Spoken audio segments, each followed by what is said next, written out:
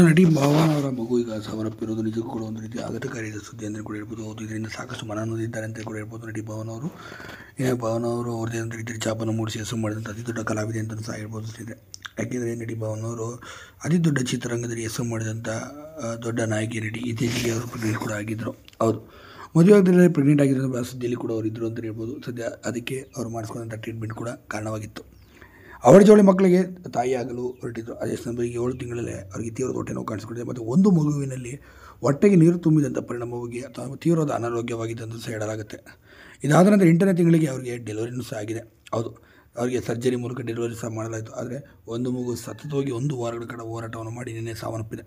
ಇದರಿಂದ ಭಾವನಾ ಅವರಿಗೆ ತುಂಬಾ ಆಘಾತಕಾರಿಯಾಗಿದೆ ಮತ್ತು ತುಂಬಾ ಕಣ್ಣೀರು ಹಾಕಿದ್ದಾರೆ. ಅವರ ಕುಟುಂಬದವರು ಸಹ ತುಂಬಾ ಕಣ್ಣೀರು ಹಾಕಿದ್ದಾರೆ. ಅವಳಿ ಜವಳಿ ಮಕ್ಕಳಾಗಿದ್ದರಲ್ಲಿ ಒಂದು ಮಗು ಈ ಥರ ಸಾವನ್ನಪ್ಪಿದ್ದು ನಿಜಕ್ಕೂ ಕೂಡ ತುಂಬಾ ನೊಂದಿದ್ದಾರೆ. ನಟಿ ಭಾವನಾ ಅವರು 2 ಮಕ್ಕಳಿಗೆ ಒಂದೇ ರೀತಿ ತುಂಬಾ ಚೆನ್ನಾಗಿ ನೋಡಿಕೊಂಡ್ರು. ಆದರೂ ಕೂಡ ಅದನ್ನು ಉಳಿಸೋಕ್ಕೆ ಸಾಕಷ್ಟು ಹೋರಾಟವನ್ನು ಸಹ ಮಾಡಿದ್ರು. ಆದರೂ ಕೂಡ ಅದು ವಿಫಲವಾಗಿದೆ ಅಂತ ಹೇಳ್ಬೋದು. ಹೌದು, ಒಂದು ಕಾರಣವಾದ ಪ್ರಕಾರ ವೈದ್ಯರು ಹೇಳೋ ರೀತಿಯಲ್ಲಿ ಮಗುವಿನ ಹೊಟ್ಟೆಯಲ್ಲಿ ತೀವ್ರವಾದ ನೀರು ತುಂಬಿದ್ದರಿಂದಲೇ ಈ ರೀತಿ ಆಗಿರ್ಬೋದು ಅಂತಲೂ ಸಹ ಹೇಳ್ತಾ ಇದ್ದಾರೆ.